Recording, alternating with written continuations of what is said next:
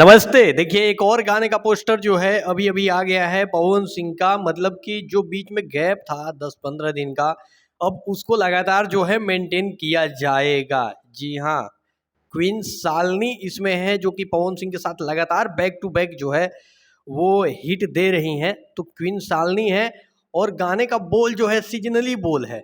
जी हाँ, अभी आम का सीजन चल रहा है और उसी पे इस गाने का नाम रखा गया है दशहरी अमवा।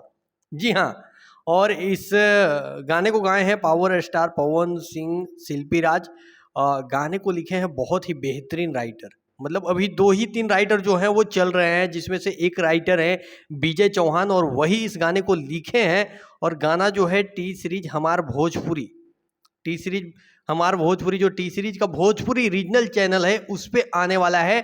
अ, अभी तक जो है गाने का मतलब कि टाइमिंग जो है वो आउट नहीं किया गया है, सिर्फ कमिंग सून कर दिया गया है, मतलब कमिंग सून दिया हुआ है।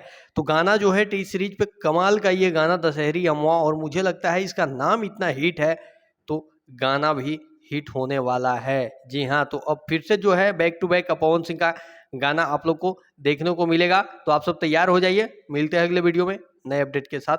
लव यू ऑल सभी को।